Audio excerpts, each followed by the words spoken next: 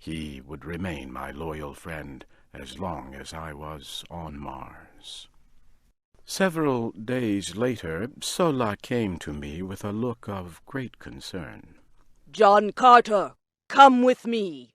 A great battle is about to take place.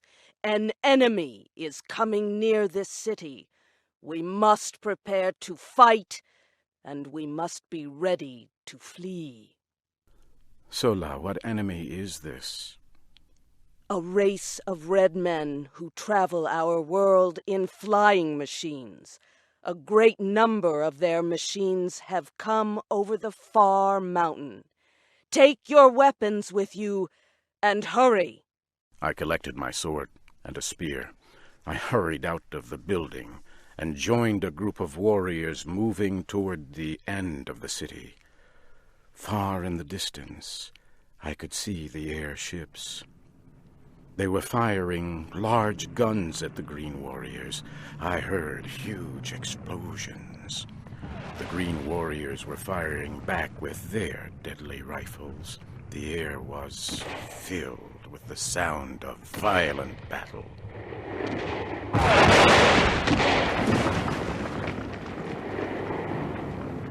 Suddenly, a huge airship exploded. It came down crashing near me. Red Martians were falling from the side of the huge ship, and then it exploded again.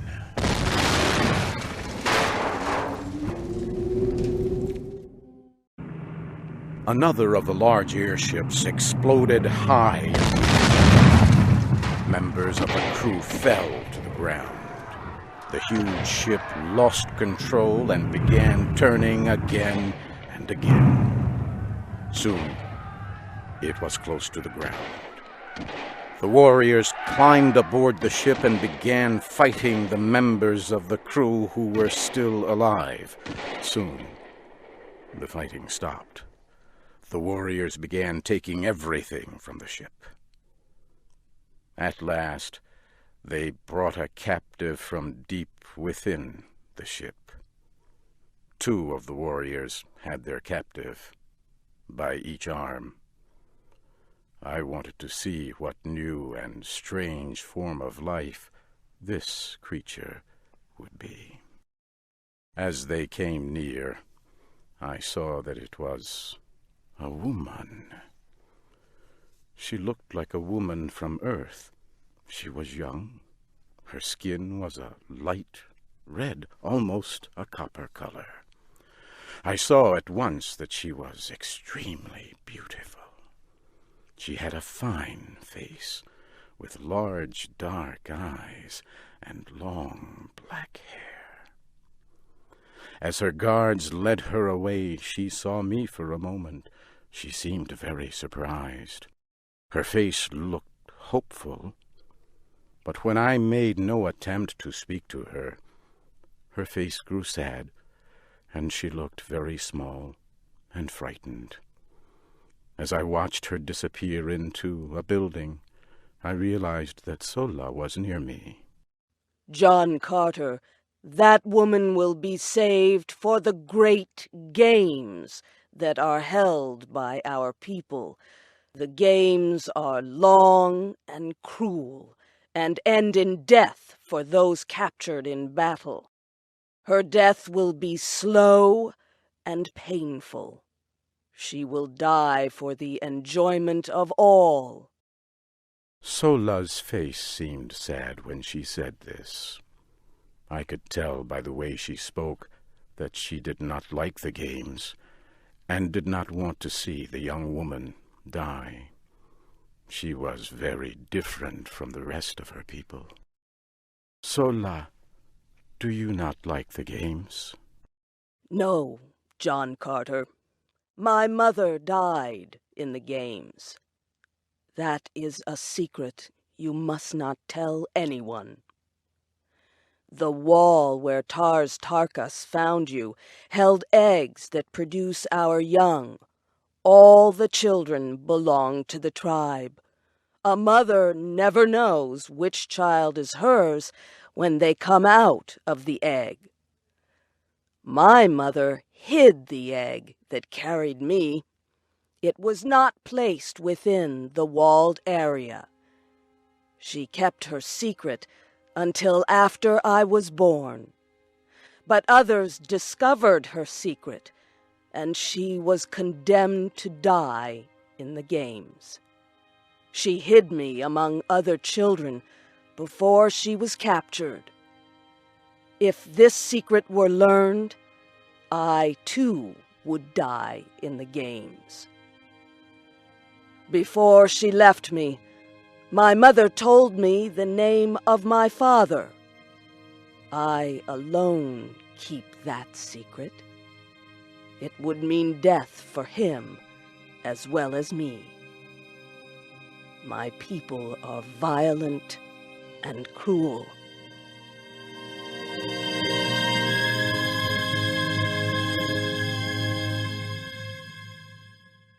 The next day I entered the great room where the Green Martians held meetings. The Red Woman prisoner was there too. Soon, the leader of the Green Martians came into the room. His name was Lorquas Tomel. He began speaking to the prisoner. Who are you? And what is your name? I am the Princess Deja Thoris, daughter of Mors Kajak, the ruler of Helium. Our airship was on a scientific flight. We were to study the air and atmosphere. Without our work, the air on our planet would grow thin and we would all die. Why would you attack us? As she talked, a warrior ran to her and hit her in the face, knocking her to the ground. He placed a foot on her small body and began laughing. I reached for the small sword I carried and rushed to attack the huge warrior.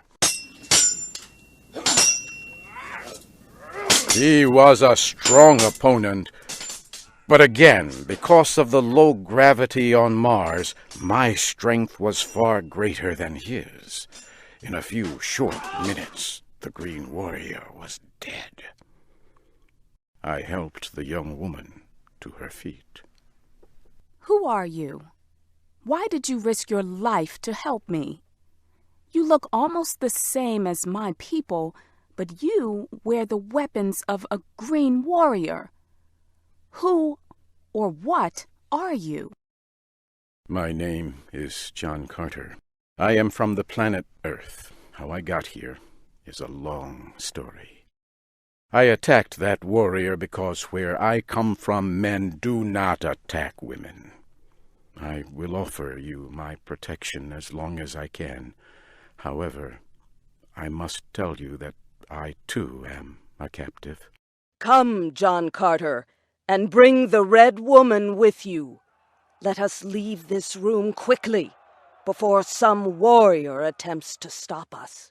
The three of us quickly returned to the building where I had spent the last several days. Sola then left to prepare food. Wulla sat in the corner and looked at the both of us. The young woman was afraid of poor, ugly Wulla.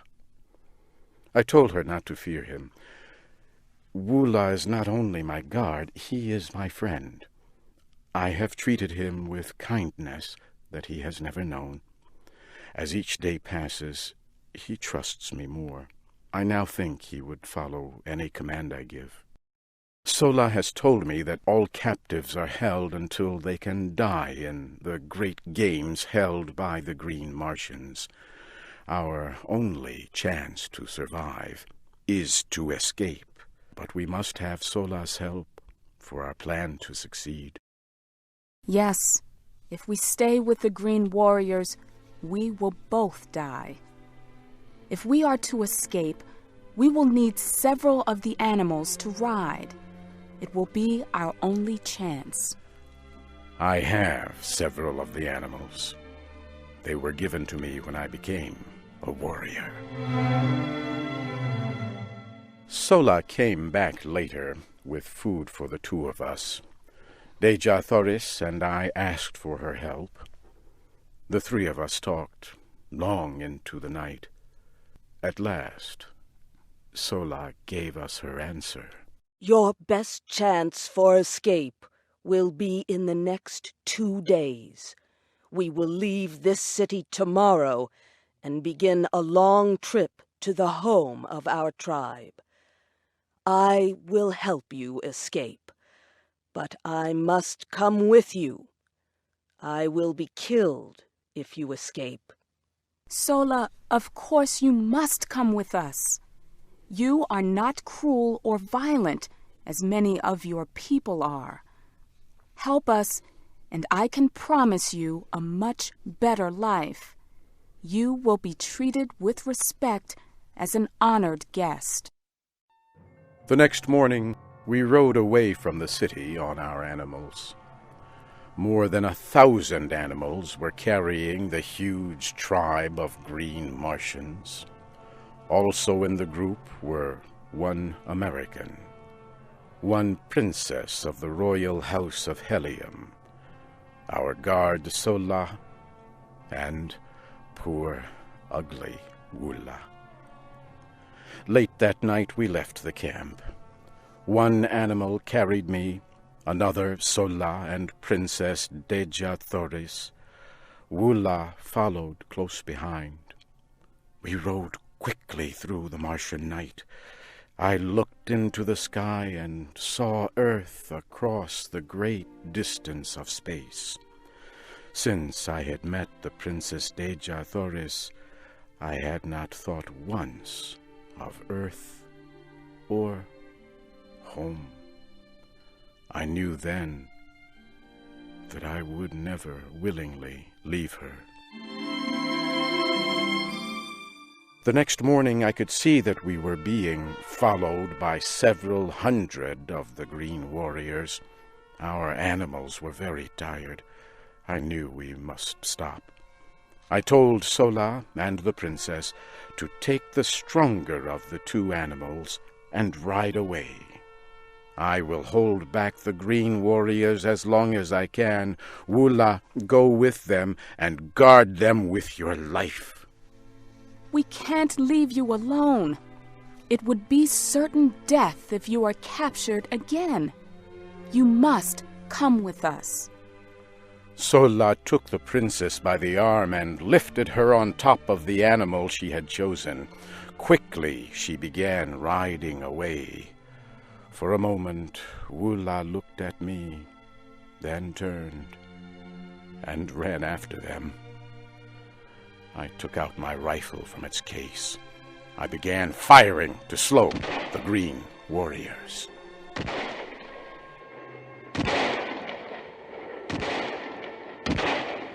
I was able to slow them for more than an hour, but then I had no more ammunition.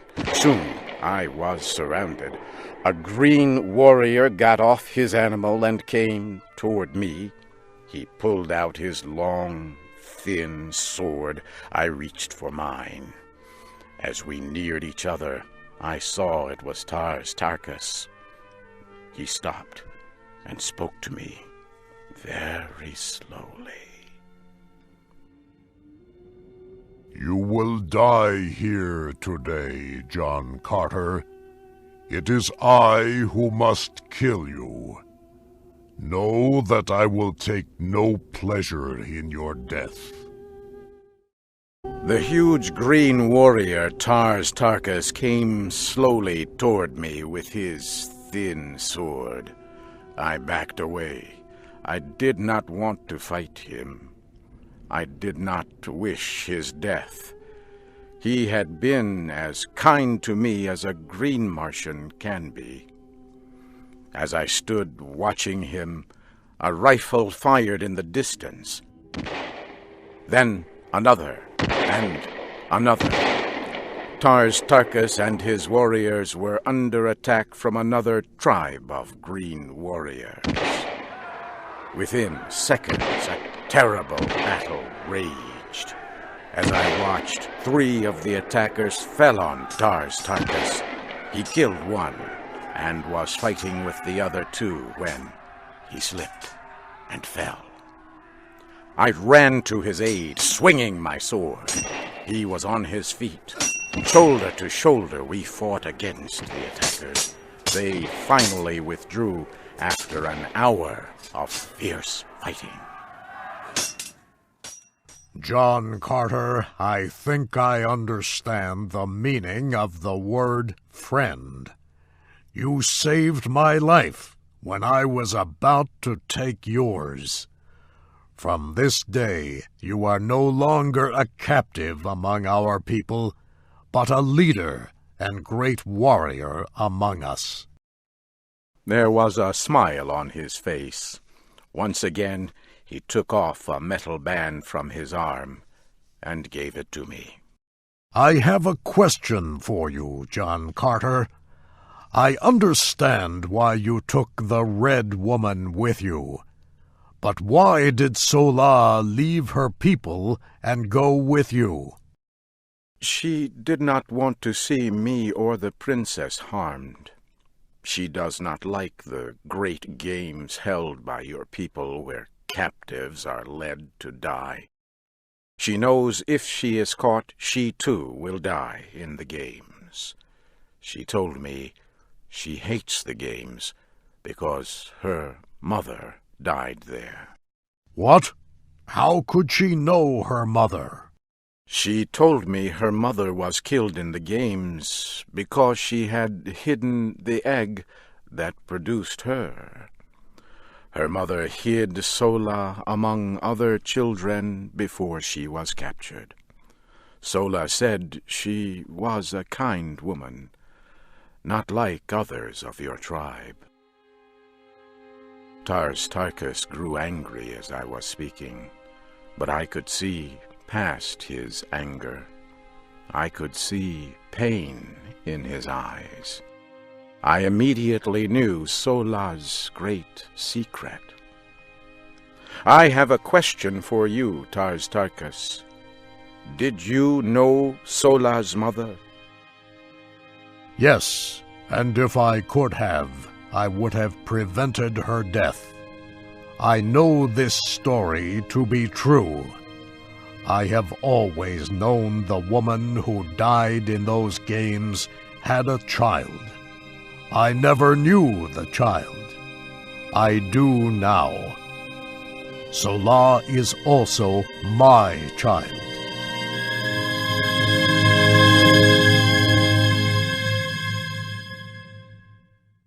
For 3 days we followed the trail left by the Princess Deja Torres, Sola, and poor ugly Wula.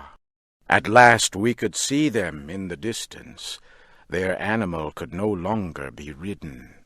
They were talking.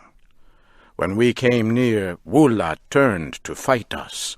I slowly walked to him with my hand out. Sola was standing nearby. She was armed and prepared to fight. The princess was lying next to her feet. Sola, what is wrong with the princess? She has been crying much these past few days, John Carter. We believed you died so we could escape. The thought of your death was very heavy on this woman, my friend Deja Torres. Come and tell her you are among the living. Perhaps that will stop her crying.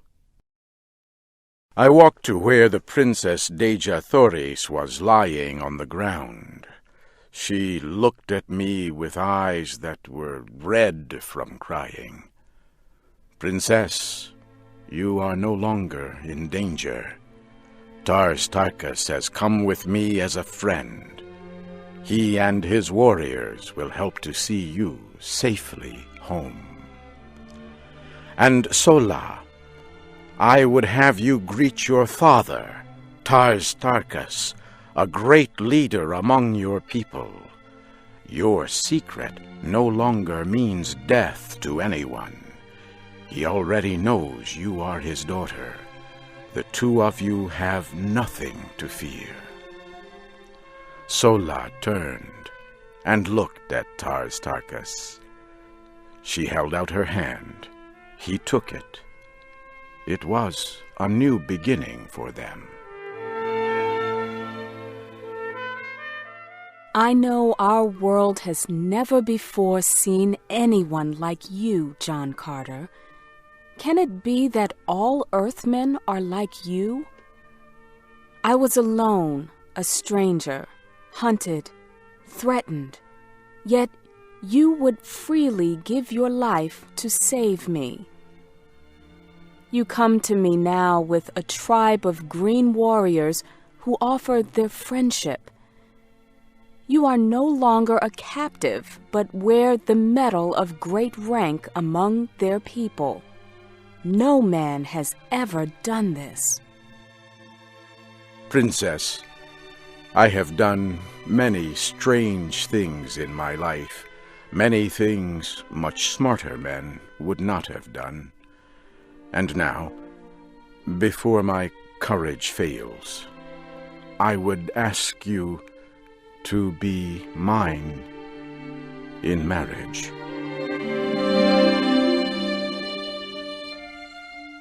She smiled at me for a moment, and then her dark eyes flashed in the evening light. You have no need of your courage, John Carter, because you already knew the answer before you asked the question.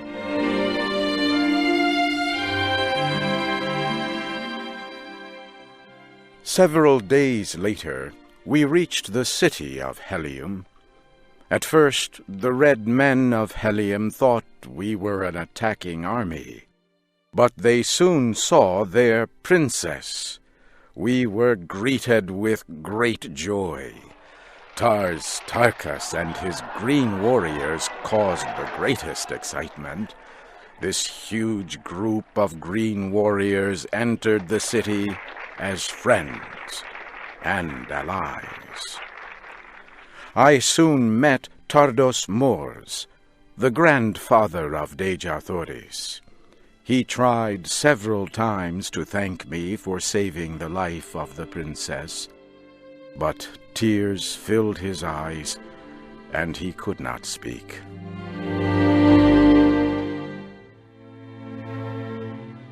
For 9 years, I served in the government and fought in the armies of Helium as a prince of the royal family. It was a happy time. The Princess Deja Thoris and I were expecting a child.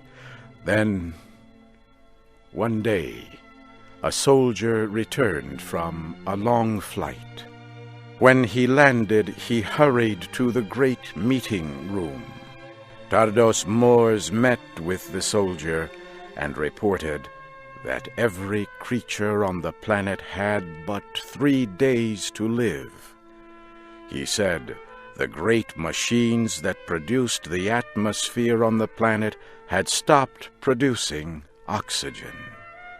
He said no one knew why this had happened, but there was nothing that could be done. The air grew thin within a day. Many people could do nothing but sleep. I watched as my princess was slowly dying. I had to try something. I could still move with great difficulty. I went to our airport and chose a fast aircraft.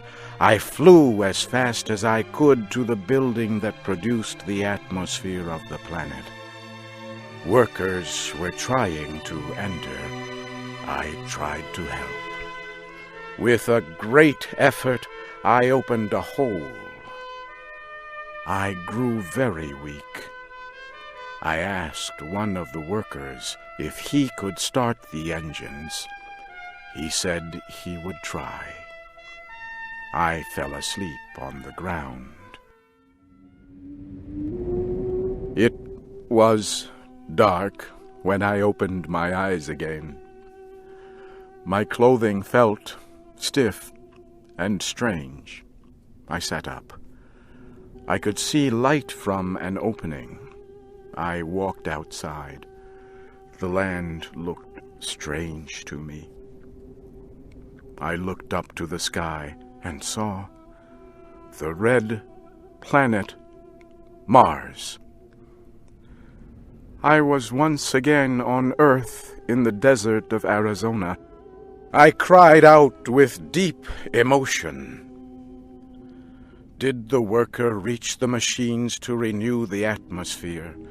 Did the air reach the people of that planet in time to save them? Was my Princess Deja Thoris alive, or did she lie cold in death?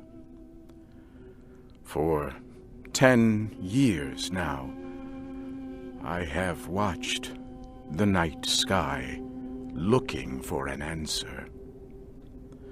I believe she and our child are waiting there for me. Something tells me that I shall soon know.